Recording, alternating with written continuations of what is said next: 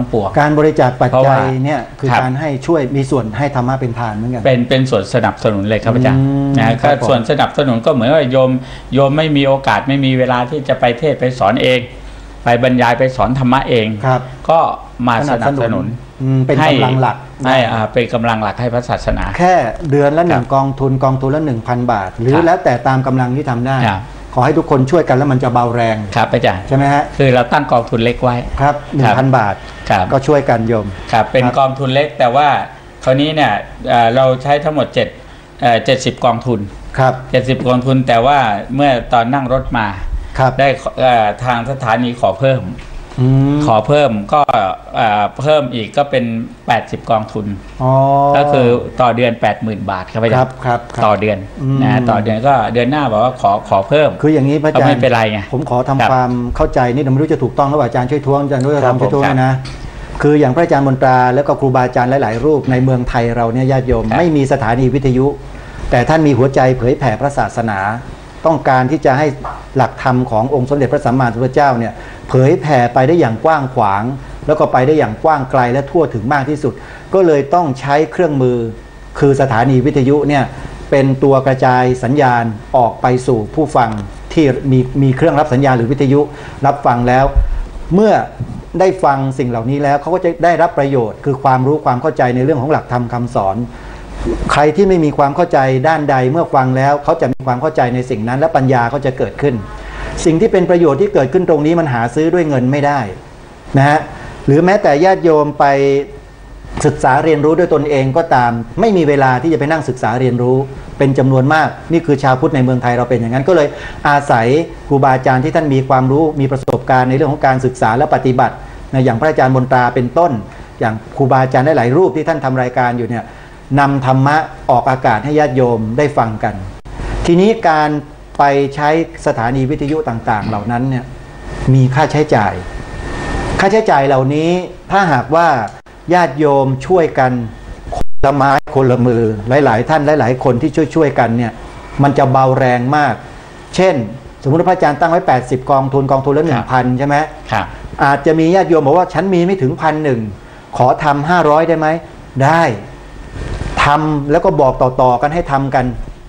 เกินไม่เป็นไรโยมแต่อย่าขาดถ้าขาดแล้วเนี่ยอาจจะไม่มีค่าใช้จ่ายให้เขาแล้วถูกปิดรายการได้อันนี้อันตรายนะเหมือนกับDDTVที่เป็นอยู่เนี่ยถ้าญาติโยมไม่ไปพม่ากันอีก2รถนี่เห็นทราบว่าเปลี่ยนเวลาเปลี่ยนวันใหม่เลยเดี๋ยวจะแจ้งให้ทราบใหม่นะโยมนะหมายถึงว่ารถที่2กรุ๊ปที่2กับที่3เดี๋ยวจะแจ้งให้ทราบถ้าไม่มีเงินจ่ายเขาหรือมีเงื่อนไขต่อรองอะไรเขาเนี่ยแบบเขาจะขอขึ้นราคาเนี่ยไปต่อรองเขาเนี่ยอยู่ไม่ได้นะเพราะไม่ใช่สถานีของเราขอบอกได้แค่นี้และถ้าหากหลุดไปพระอาจารย์ฮะนักธุรกิจหรือพ่อค้าที่หัวใสใช้ไปออกอากาศเพื่อที่จะทำมาหากินขายข้าวขายของขายยาปลุกนู่นปลุกนี่อะไรต่างๆเนี่ยถามว่าประโยชน์กับการเผยแผ่ธรรมะอันไหนมีมากกว่ากันอันนี้ให้โยมคิดให้โยมที่ฟังวิทยุคิดนะโยมจะปล่อยให้ธรรมะนี่หายไปจากหน้าจอวิทยุไหมถ้าไม่ต้องการให้หายก็ต้องช่วยกันสนับสนุนกองทุนธรรมทานดังกล่าวมากบ้างน้อยบ้างแต่ตั้งไว้ที่กองทุนละ 1,000 บาทพอดิบพอดีใครทำคนนั้นก็จะได้อานิสงส์เต็ม1กองทุนตรงนี้พระอาจารย์ที่ผมพูดเนี่ยคือว่าถ้าหลุดไปเนี่ยไปเป็นประโยชน์ของพวกทำธุรกิจเนี่ยอาจารย์ครับอาจารย์ประโยชน์นี่ผมว่ามันจะไม่ค่อยได้นะเป็นธุรกิจด้วยแล้วของพี่น้องศาสนาอื่นด้วยครับอาจารย์นะก็จะเป็นประโยชน์ไปครับอาจารย์นะดังนั้นก็อยากให้ญาติโยมได้มีส่วนเป็นเจ้าของบุญร่วมกันถ้าจะโทรศัพท์มาสนับสนุนเพราะว่ามันต้องจ่ายทุกเดือนทุนละ 1,000 บาทนี่เราจ่ายทุกเดือนครับอาจารย์นะทุกวันที่25ทุกวันที่25ถ้าญาติโยมจะมีส่วนร่วมก็เขียนเบอร์โทรศัพท์ที่หน้าจอไว้เขียนเข้าไว้ครับอาจารย์นะหมายเลขโทรศัพท์ท่านอาจารย์ดร.ทองบอกญาติโยมสาธุชนที่ฟังทางวิทยุนิดนึงบางทีญาติโยมอาจจะมองไม่เห็นในทางทีวีตอนนี้นะฮะหมายเลขที่จะโทรเข้าไปร่วมกองทุนธรรมทานที่ศูนย์วิปัสสนานิมิตใหม่หมายเลขหลักนะครับของกองทุนธรรมทานที่ศูนย์วิปัสสนานิมิตใหม่ก็คือหมายเลข092761 2838 และเบอร์ ID Line นะครับ084 647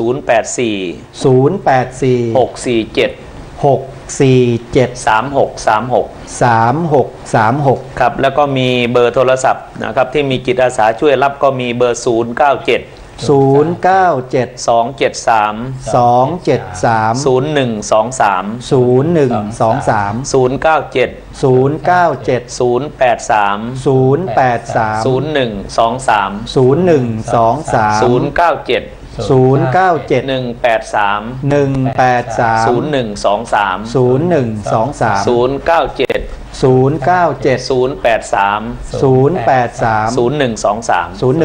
ครับก็มีหลายเบอร์นะครับสามารถที่โทรเบอร์หนึ่งไม่ติดก็โทรอีกเบอร์หนึ่งได้นะครับก็สำรองกันจดไว้หลายๆเบอร์ก็มีจิตอาสาได้ช่วยรับโทรศัพท์แล้วก็แจ้งรายละเอียดให้ทราบ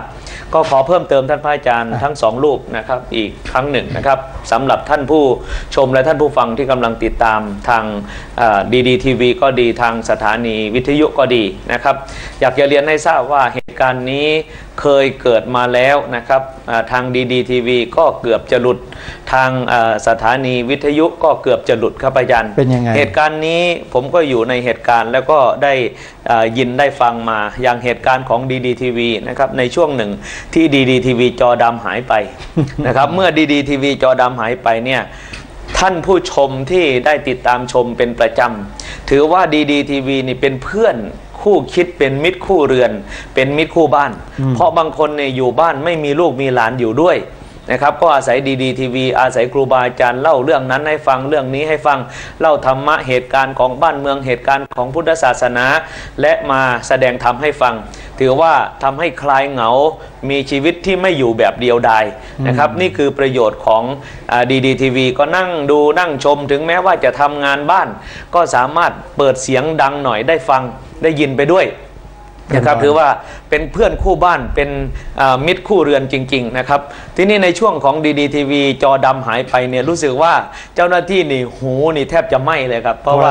โทรศัพท์เข้ามาทีวีฉันหายไปไหนทำไมไม่ได้ยินครูบาอาจารย์ได้พูดไม่ได้ยินได้ฟังเปิดหาหมุนหาที่ไหนก็ไม่เจอก็เกิดกระแสนี้ขึ้นมาผมเองอยู่ในเหตุการณ์ได้ยินได้ฟังแล้วก็ได้ฟังการพูดคุยรับโทรศัพท์ทางเจ้าหน้าที่ก็ต้องแจ้งนะครับว่าเขาเปลี่ยนช่องบ้างเขาปรับปรุงสัญญาณบ้างอะไรบ้างต่างๆนานาเป็นเดือน2 เดือนกว่าทีวีจะกลับมามีภาพอย่างที่ให้เราเห็นเหมือนปัจจุบันนี่ก็คือเป็นประสบการณ์แล้วก็เป็นเหตุการณ์ที่เกิดขึ้นนะครับถ้าหากว่าถึงเวลานั้นจริงๆนะครับเราไม่มีค่าเชื่อมต่อสัญญาณเราไม่มีปัจจัยเพราะว่าพระเดชพระคุณทุกรูปทุกท่านที่มาทำงานที่มานั่งพูดอยู่นี่ไม่มีรายได้อะไรอื่นเลยครับไม่มีรายได้ไม่มีค่าใช้จ่ายไม่มีการสนับสนุนจากรัฐบาลไม่มีการสนับสนุนจากใครทั้งสิ้นสปอนเซอร์ไม่มีโฆษณาอะไรสักอย่างยาสักตัวก็ไม่มีขายนะครับแล้วก็อะไรก็ไม่มีเลยนอกจากบอกบุญบอกกุศลสำหรับผู้มีบุญในการช่วยเหลือกันเข้ามาเป็นกองทุนนั่นกองทุนนี่บ้างก็พูดตามตรงเลยตามความรู้สึกเลยว่ากองทุนที่บอกไปนั้นได้ครบบ้างได้ไม่ครบบ้างก็ต้องอาศัยโยกจากอันนั้นมาโยกจากอันนี้มาจับหน้าชนหลังจับแพะจนแจะจับวัวชนควายจับไปจับมาไม่รู้อะไรชนอะไรมันก็แต่ว่าก็รอดมาได้ถึงทุกวันนี้นี่คือดีทีวีในกรณีของสถานีวิทยุนะครับอาจารย์ทางพระสงฆ์พระคุณเจ้านะครับแม้นะครับมีอยู่ช่วงหนึ่งที่ขอจัดตั้งคลื่นวิทยุสถานีวิทยุได้นะครับแต่ว่าหลังจากที่เผยแผ่ไปได้ช่วงระยะหนึ่งก็ถูกตัดสัญญาณลงไปนะครับจากที่เคยเผยแผ่สัญญาณได้ประมาณ 3,000 กิโลวัตต์ 3,000 กิโลวัตต์ก็เหลือเพียงประมาณ500 กิโลวัตต์นะครับพื้นที่ในการรับชมรับฟังก็น้อยลงสั้นลงนะครับโดยเฉพาะขอเรียนให้ทราบอย่างเรื่องของสถานีวิทยุ01มินบุรีอย่างนี้ที่ท่านผู้ฟังกำลังฟังอยู่ทาง01มินบุรีรายการพบธรรมนำสุขท่านพระอาจารย์มนตรามีอยู่2ช่วงตี 5 ถึง 6 โมงเช้าและช่วง1 ทุ่มถึง 2 ทุ่มนะครับเป็นประจำทุกวันนะครับนี่กำลังออกอากาศอยู่01มินบุรีนะครับท่านทั้งหลายก็คงมีประสบการณ์มาแล้วในช่วงหนึ่งที่ผู้ที่ประมูลสถานีวิทยุ01มินบุรีคนก่อนนะครับหมดสัญญาแล้วก็มีผู้ประมูลคนใหม่มาประมูลสัญญาณได้เมื่อประมูลสัญญาณได้ปรากฏว่าประกาศ โละผังรายการเก่าทั้งหมดเลยอันนี้เป็นเรื่องระเบียบของเขาเป็นเรื่องระเบียบของเขาเราก็ว่าเขาไม่ได้ เพราะเป็นสถานีที่เขาประมูลได้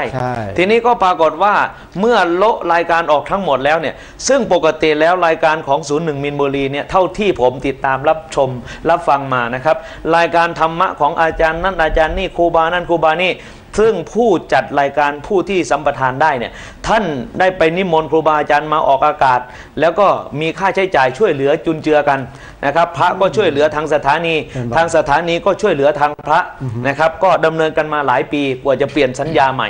พอเปลี่ยนสัญญาใหม่ก็ปรากฏว่านะครับท่านผู้ที่ประมูลได้เนี่ยก็เป็น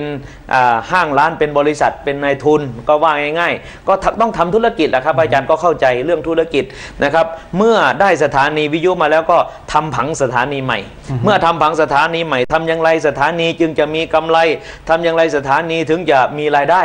ก็มีการขายยานะครับขายยานั่นขายยานี้บ้างทีนี้ครูบาอาจารย์ที่มีรายการเดิมอยู่แล้วมีญาติธรรมมีท่านผู้ฟังที่ติดตามรับฟังอยู่แล้วเนี่ยก็โทรศัพท์เข้ามาเป็นห่วงรายการจะหลุดไหมจะมีธรรมะฟังอีกไหมนะครับก็พยายามที่จะประสานทีนี้ท่านพระอาจารย์ท่านก็ด้วยความตั้งใจจริงๆครับอาจารย์ตั้งใจจริงๆว่าสงสารญาติโยมที่เคยฟังธรรมมา 20-30 ปีต่อกันมาทีนี้จะมาหลุดมาขาดไปก็ขาดการติดต่อขาดการได้ฟังธรรมบางคนเนี่ยเปิดไว้ตลอดทั้งวันเลยนะครับทำงานทำไปได้ยินเป็นเพื่อนนะครับเป็นเพื่อนแล้วครูบาอาจารย์แต่ละสำนักแต่ละรูปที่มาพูดนะครับพูดเรื่องอภิธรรมบ้างพูดเรื่องธรรมะพูดเรื่องพระสูตรพูดเรื่องเหตุการณ์นั้นเหตุการณ์นี้แล้วก็มีการบอกบุญบ้างนี่ได้ทำบุญเพราะอย่างนี้นะครับอาจารย์ไม่มีโอกาสได้ไปวัดไปวาเพราะทำงานนะเลี้ยงลูกบ้างทำงานบ้านบ้างทำงานรับจ้างบ้างนะครับมีวิทยุเป็นเพื่อน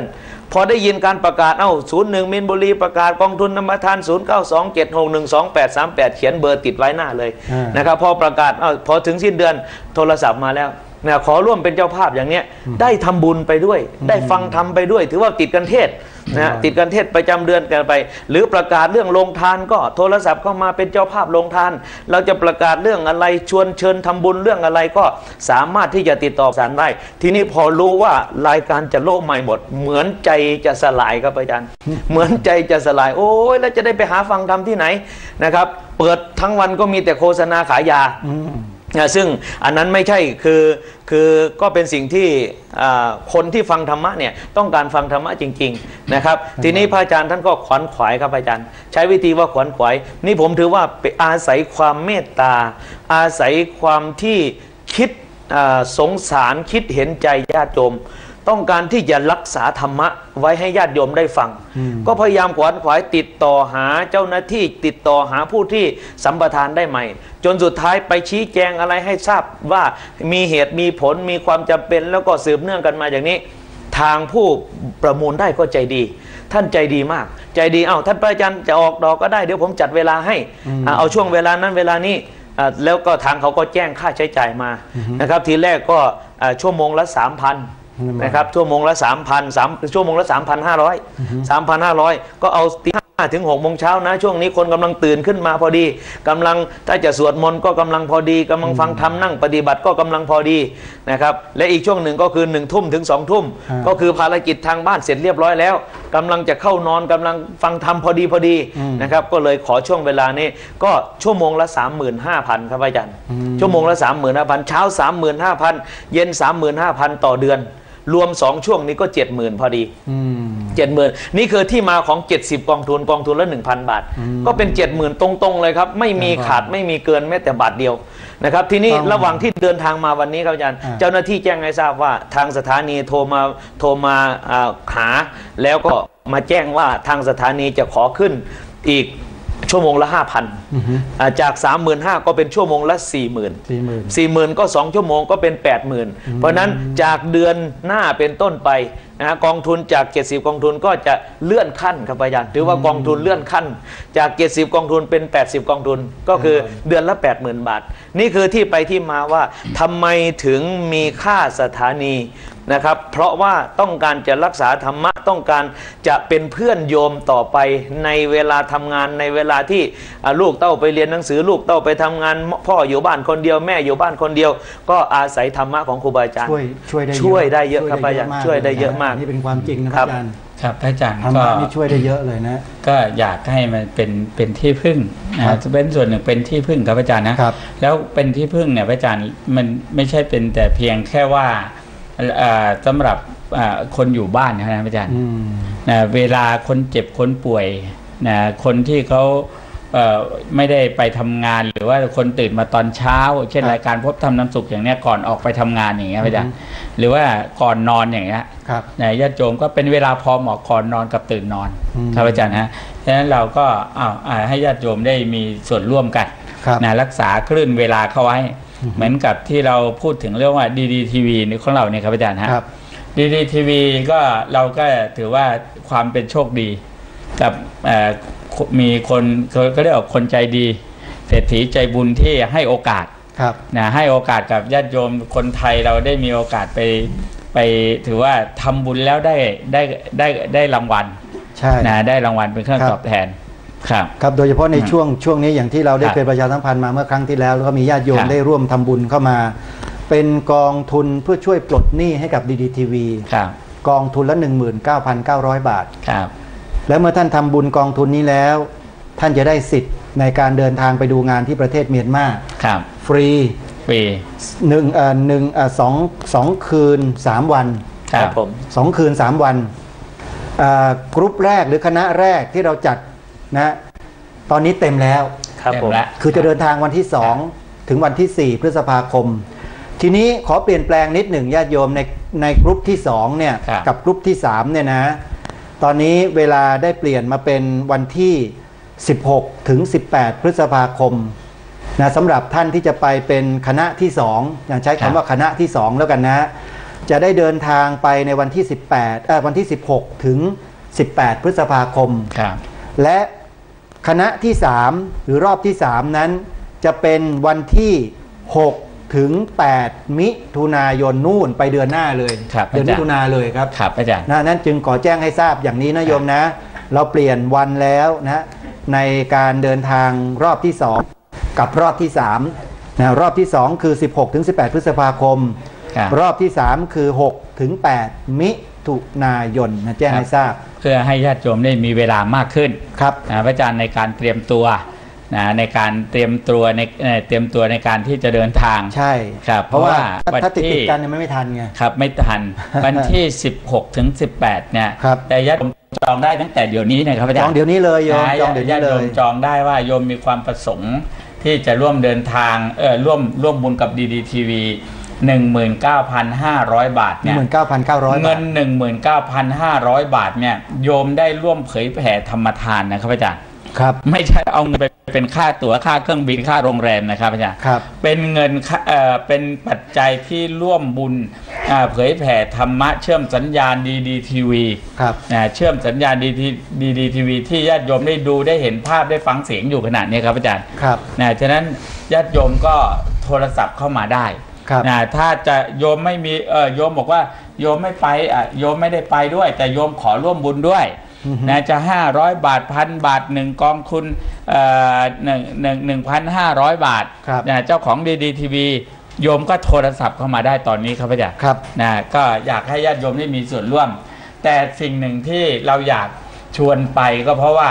อยากให้ญาติโยมได้ไปกราบไปสักการะไปเยี่ยมไปเที่ยวไปชมประเทศเมียนมาประเทศซึ่งเป็นประเทศพุทธเนี่ยประเทศถ้าไม่ใช่พุทธก็ไม่พาไปอาจารย์ครับเป็นประเทศพุทธเพราะว่าเป็นวัฒนธรรมก็เป็นแบบชาวพุทธเลยความอ่อนน้อมความอ่อนโยนความเรียบร้อยความสวยงามในกิริยามารยาทของพี่น้องต่างชนต่างชาติแต่ศาสนาเดียวกันครับอาจารย์ครับโดยเฉพาะเรื่องของความมีสัมมาคารวะต่อศาสนสถานเนี่ยดร.ทองไปมาแล้วนี่เห็นแล้ว เป็นยังไงบ้างประทับใจแค่ไหนยังไงไปอินเดียก็ว่าคักแล้วไปอินเดียก็ว่าคักแล้วนั่นก็หมายความว่าอินเดียนี่เป็นต้นกำเนิดเป็นบ่อกเกิดของพระพุทธศาสนาเรามีความเคารพนับถือและ ถือเอาพระพุทธพระธรรมพระสงฆ์เป็นที่พึ่งเป็นสรณะตั้งแต่เกิดมาก็บอกว่าเป็นชาวพุทธ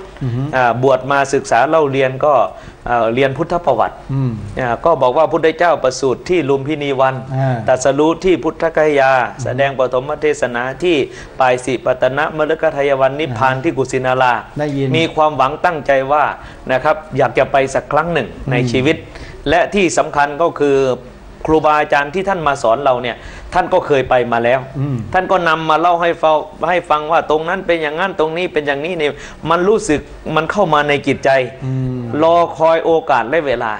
จนกระทั่งว่าโอ้โหอายุ30กว่าถึงได้ไปครับอาจารย์อายุ30กว่าถึงได้ไปพอไปปุ๊บเนี่ยมันเหมือนกับฝัน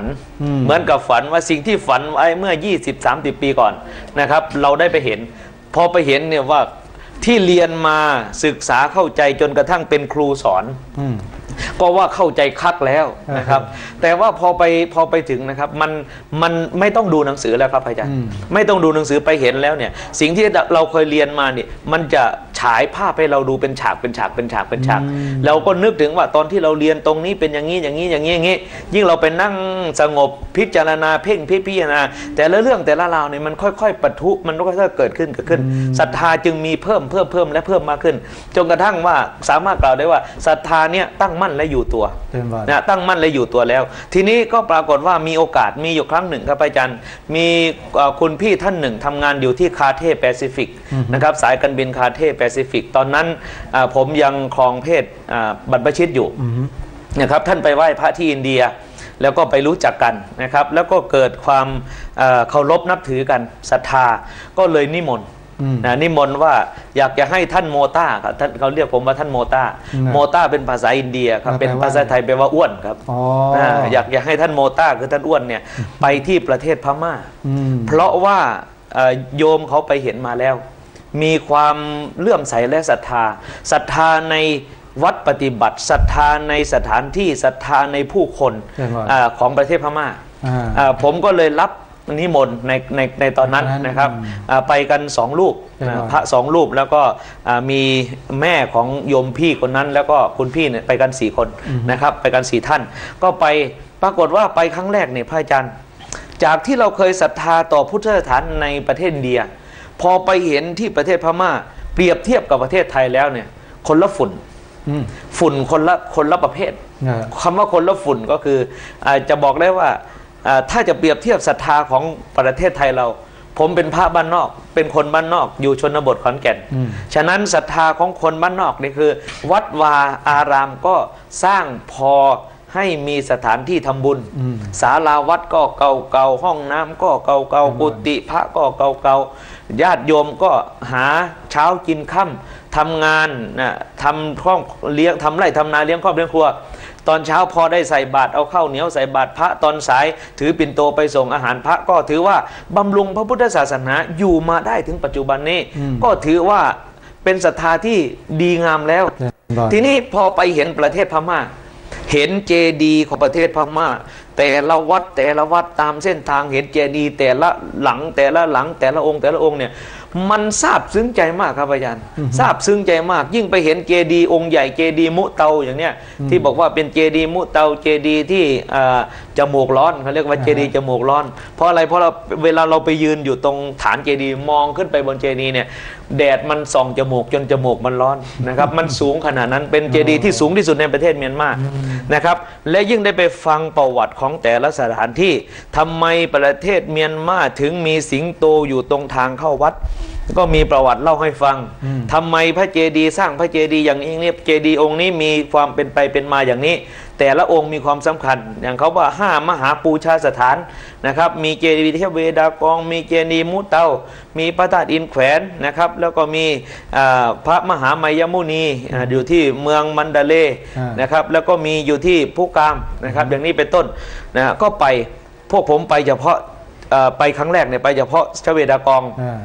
มุเตาอินแขวนก็ใช้เวลา2 คืน 3 วันเหมือนกันนี่แหละครับอาจารย์พอไปเห็นแล้วเนี่ยด้วยความที่1ความเรียบง่ายของผู้คน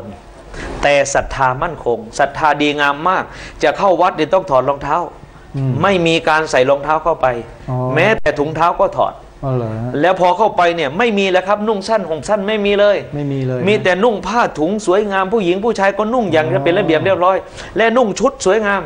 นะครับถือดอกไม้ถือเครื่องสักการะบูชา เช่นดอกเขาเรียกว่าดอกต้นชัยชนะ ดอกชัยชนะ มีดอกหางหงส์นะครับดอกหงส์อะไรต่างๆนะครับไปบูชาแต่ละสถานที่เวลาเขากราบพระกราบบูชาเสร็จแล้วเนี่ยทุกคนที่ผมสังเกตเห็นทุกคนหลังจากกราบพระบูชาพระอธิษฐานแล้วจะหาที่นั่งณที่ควรส่วนข้างหนึ่งนั่งเจริญภาวนานั่งเจริญภาวนาทุกสถานที่ทุกแห่งทุกเจดีย์ทุกพระพุทธรูปจะมีคนไหว้พระอธิษฐานเสร็จแล้วก็นั่งภาวนาเดี๋ยวเดานิดหนึ่งอาจ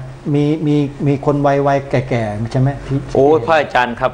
นี่คือสิ่งที่เป็นสิ่งมหัศจรรย์มากยังไงประเทศพม่าเนี่ยแม้แต่เด็กอายุประมาณ2 ขวบ 3 ขวบก็ไปนั่งเจริญภาวนาจริงเหรอจริงครับพระอาจารย์จริงแม้แต่เด็กไปกับพ่อกับแม่เนี่ยเด็กก็นั่งภาวนาเด็กตัวเล็กๆเด็กตัวโตขึ้นมาโดยเฉพาะที่เห็นมากที่สุดคือคนอยู่ในวัยหนุ่มสาวและวัยกำลังทำงานนะครับส่วนผู้เฒ่าผู้แก่ก็มีเป็นธรรมดาอยู่แล้วอันนี้เราไม่มหัศจรรย์แต่ที่เรามหัศจรรย์ก็คือคนทุกเพศทุกวัยนะครับไปทุกสถานที่บังเอิญว่าผมไปทุกแห่งล้อมมาแล้วมาที่ชเวดากองทีหลังหลังสุดก่อนที่จะกลับประเทศไทยมาชเวดากองเรียกว่าผมกล้าพูดเลยในความรู้สึกผมว่าตั้งแต่ไปไหว้พระมาทั่วโลกเว้นสังเวชนียสถานแล้วที่พระธาตุเจดีย์ชเวดากองคือที่ผมขนลุกขนพองสยองเกล้าไปนั่งจนไม่อยากลุกจากที่นั่งจนไม่อยากลุกจากที่เพราะอะไรพยานเพราะตลอดเวลาเนี่ยมองเจดีย์ทองคำที่เอาทองคำแท้ๆไปบุนะจนทุ่มองค์พระเจดีย์ทั้งองค์มองแสงที่สาดเข้าไปถูกทองคำมองผู้คนที่ไปไหว้พระแต่ละจุดแต่ละจุดแต่ละจุดมองผู้คนที่เป็นนั่งภาวนาบางคนก็เป็นชั่วโมงบางคนเป็นครึ่งชั่วโมงแล้วแต่โอกาสและเวลาและที่สำคัญก็คือได้ไปมีโอกาสถามไกด์ที่เขาบรรยายให้เราฟังว่าเป็นยังไงมีความเป็นไปยังเป็นมายังไงแล้วก็ไปได้รู้โดยประวัติว่าพระธาตุเจดีย์ชเวดากองนี้เป็นพระธาตุคู่บ้านคู่เมืองของประเทศพม่าเขาก็เล่าประวัติความเป็นมาให้ฟังว่าเจดีย์นี้สร้างตั้งแต่ครั้งพุทธกาลนะครับตั้งแต่พระพุทธเจ้าเนี่ยยังไม่นิพพานนะเพราะว่ามีประวัติที่เล่าถึงพาณิชย์2 พี่น้องที่ไปค้าขายที่ประเทศอินเดียแล้วนำข้าวสตุผงสตุก้อนไปถวายแก่พระพุทธเจ้าบอกว่าพาณิชย์2 พี่น้องนั้นเป็นชาวอุกาลชนบทนะครับก็คือตปุสสะพัลลิกะแล้วก็อุกาลชนบทนั้นก็คือที่ย่างกุ้งนะครับประเทศเมียนมานี่เองและตปุสสะพัลลิกะ2 พี่น้องนี่เองเป็นผู้อัญเชิญพระเกศาธาตุนะครับเกศาธาตุที่พระพุทธเจ้าทรงประทานให้8 เส้นนำมาแล้วก็มาประดิษฐานไว้ที่พระธาตุเจดีย์ชเวดากองเพราะมีประวัติความเป็นมาว่าพระธาตุเจดีย์ชเวดากองเนี่ยบรรจุบริขารของพระพุทธเจ้ามาแล้ว4 พระองค์นะครับพระพุทธเจ้ากักูสันทะก็ทรงบรรจุไม้เท้าเอาไว้โกนาคมณะบรรจุธรรมกลกเอาไว้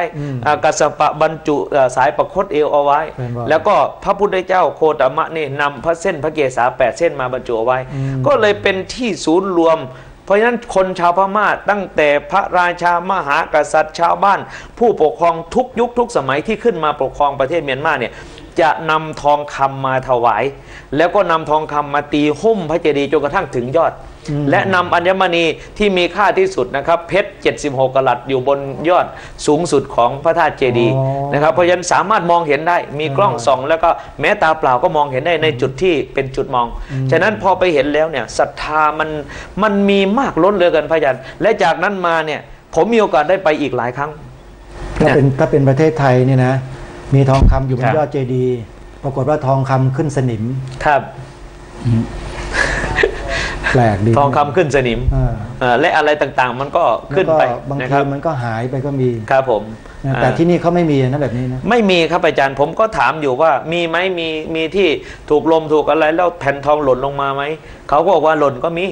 หล่นถึงเวลาบูรณะเขาก็บูรณะแต่แปลกตรงที่ว่าทองแผ่นทองที่หล่นมาจากยอดเนี่ยไม่ตกลงถึงพื้นครับอาจารย์ไม่ถึงใช่ไหมไม่ถึงพื้นตกลงมามันจะมีการสร้างเจดีย์ของเขามันจะมีเป็นขั้นเป็นตอนไปตกลงมาก็ตกอยู่ในพระเจดีย์นั่นแหละไม่ไปไหนแล้วก็นอกจากนั้นวัดต่างๆเจดีย์ต่างๆที่สร้างขึ้นมาเนี่ยล้วนแต่ว่าคนไม่ได้ไปมุ่งไปจุดเดียวพระอาจารย์นะนอกจากพระเจดีย์องค์ใหญ่องค์สูงองค์งามแล้วให้เกิดศรัทธาแล้วพระพุทธรูปจะเป็นพระพุทธรูปยืนพระพุทธรูปนั่งพระพุทธรูปนอนแต่ละองค์นี่สวยงามเหลือเกินพระอาจารย์พูดอย่างนี้แล้วญาติโยมอยากจะไปกันแล้วสิเนี่ยโยมผมก็บอกว่าไม่ใช่พูดแค่อยากให้ไปนะครับพูดเชิญชวนว่าดูเหอะกล้าพูดเต็มปากเลยดร.ทองคงเจริญกล้าการันตีไปมาแล้วหลายรอบไปมาแล้วหลายครั้งพาคณะไปไหว้พระมาแล้วทำทัวร์ก็ทำไปมาแล้วส่วนตัวก็ไปมาแล้วกล้าที่จะพูดและก็บอกกันตรงๆว่าถ้ายังไม่ไปไหว้พระที่ประเทศพม่าชาวพุทธครับอย่าเพิ่งเป็นอะไรไปครับกล้าพูดได้ถึงขนาดนี้ครับอาจารย์ขนาดนี้ครับอย่าเพิ่งเป็นอะไรไปเพราะว่าเมื่อท่านเป็นอะไรไปแล้วเนี่ยท่านจะเสียดายว่าตอนมีชีวิตอยู่เนี่ยน่าจะไปสักครั้งมีโอกาสแล้วเนี่ยทางโอ้ยเป็นโอกาสอย่างดีมากเลยครับคือไม่ใช่หมายถึงว่าเราขายตั๋วนะครับไม่ใช่เลยครับแต่ให้โยมทำบุญช่วยกันปลดหนี้ให้กับดีทีวีของเราเนี่ยคือทำบุญแล้วได้ไปถ้าไม่ได้ทำบุญไม่มีโอกาสได้ไปครับคือรายการอย่างนี้เนี่ยไม่รับสมัครทัวร์ไม่รับสมัครทัวร์คือไม่ได้จัดทัวร์ไปพูดได้ง่ายว่ามีผู้ใจบุญสุนทานท่านอยากจะช่วยดีทีวีในการปลดหนี้ดีทีวีที่ค้างอยู่4 ล้านกว่าบาทเนี่ยนะครับประจำปีนี้สถานีวิทยุนะครับ01มีนบุรีเนี่ยแค่เดือนละ 80,000 ครับอาจารย์เพราะอันนั้นออกแต่เสียงวันละ2 ชั่วโมงตอนเช้ากับตอนเย็นนะครับออกแต่เสียงก็เลยค่าใช้จ่าย 80,000 อันนี้ออกทั้งเสียงออกทั้งภาพและออกทั้งวันด้วยนะครับเดือนละเท่าไหร่รู้ไหมนะฮะเดือนละเท่าไหร่ครับผมอาจารย์เดือนหนึ่งตกประมาณ1 ล้านกว่าครับผมเพราะฉะนั้น1 ล้านกว่าปีหนึ่งก็ประมาณ10 กว่าล้าน10 กว่าล้านเพราะฉะนั้น10 กว่าล้านเนี่ยก็มีคนช่วยมาตลอด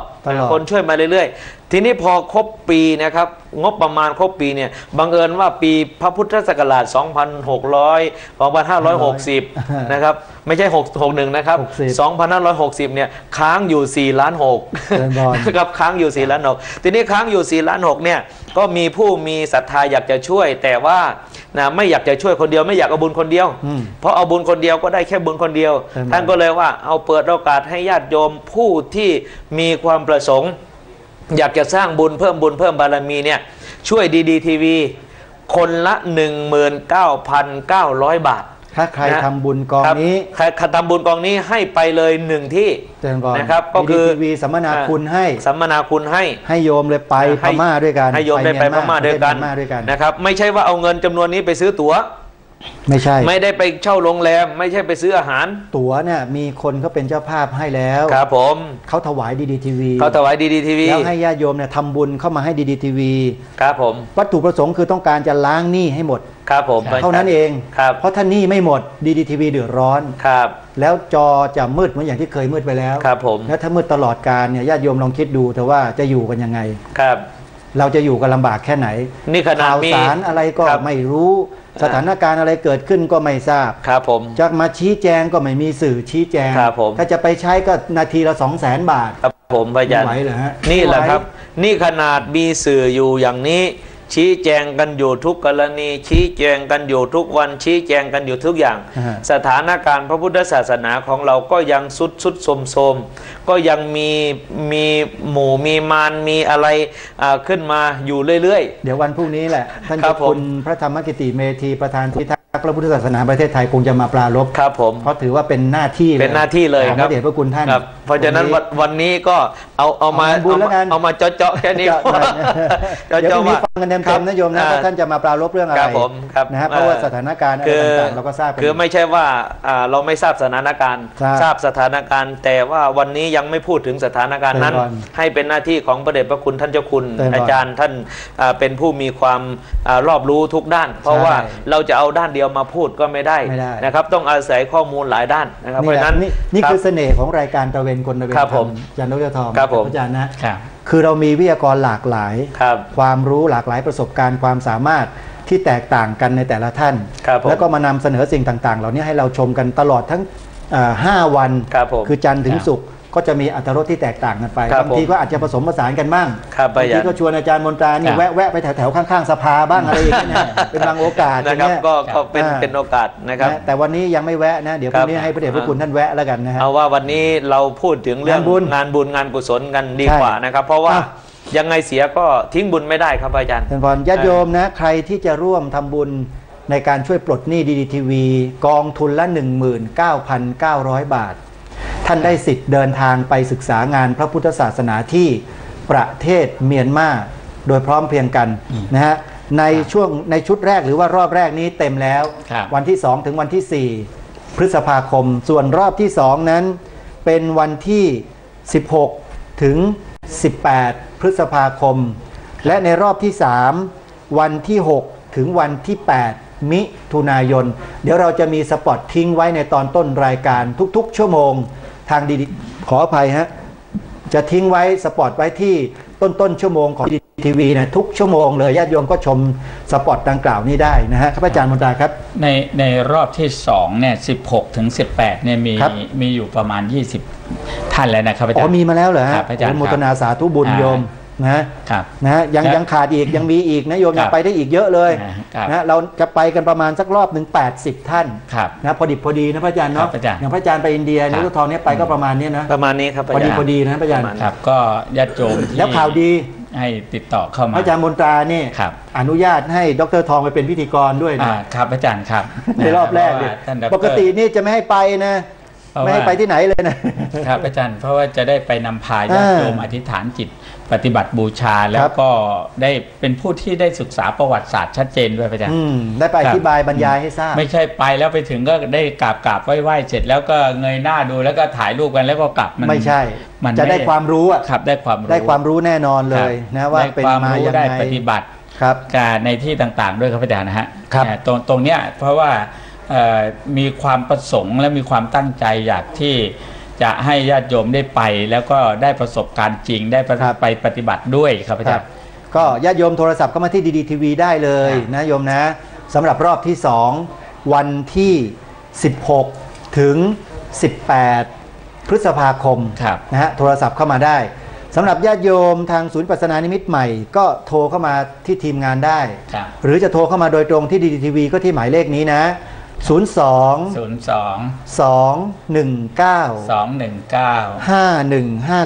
5154 02 219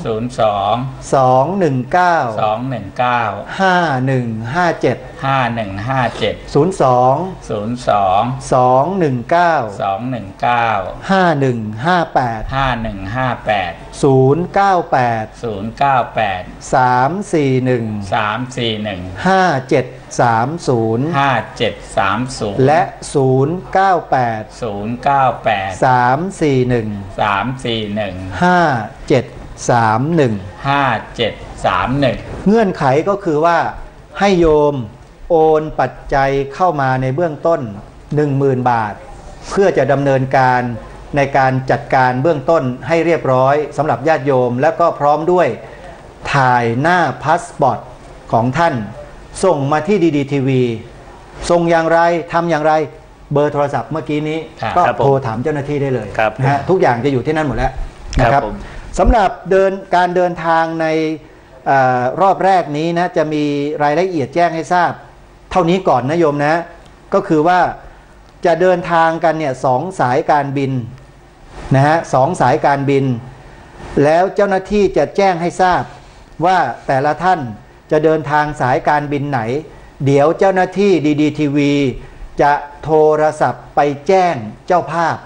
แต่ละท่านด้วยตัวเองครับผมนะเดี๋ยวจะแจ้งให้ทราบเลยนะโยมนะพอถึงเวลาเดี๋ยวเจ้าหน้าที่จะโทรไปหาโยมเองสำหรับญาติโยมที่ได้ร่วมบุญเข้ามาในรอบแรกตรงนี้ก็ขอแจ้งให้ทราบดังนี้นะโยมนะครับอาจารย์ครับก็ญาติโยมที่จะมีความประสงค์เนี่ยยังมีเวลาอีกตั้ง2 รอบ2 รอบเนี่ยมีเวลาอยู่ที่ เกือบเดือนหนึ่งนะครับอาจารย์ ใช่ใช่ครับ ในตั้งแต่วันนี้นะครับอาจารย์ ครับ ก็เกือบเดือนเนี่ยดังนั้นญาติโยมก็ยังโทรศัพท์เข้ามาหรือว่าสอบถามรายละเอียด หรือว่าขอใบโบรชัวร์ตามกำหนดการได้ครับอาจารย์ ได้เลย ขอใบโบรชัวร์ไปที่ไหนบ้างอะไรบ้าง ถ้าญาติโยมฟังอยู่ทางวิทยุอย่างนี้โยมไม่เห็นภาพ แต่ถ้าดูดีๆทีวีเนี่ยก็จะเห็นภาพด้วยครับอาจารย์ว่าอ๋อไปที่นี่เราได้ไหว้พระอย่างนี้ความงามของสถานที่เป็นอย่างนี้ก็จะเห็นความงดงามความยิ่งใหญ่ความอลังการของวัตถุถาวรของพุทธศาสนาในประเทศเพื่อนบ้านเราเมียนมาครับอาจารย์ฉะนั้นถึงบอกว่าญาติโยมเป็นโอกาสที่ดีถ้าโยมไม่ไปเองก็สามารถนิมนต์เมื่อวันที่3 ธันวาคม 2506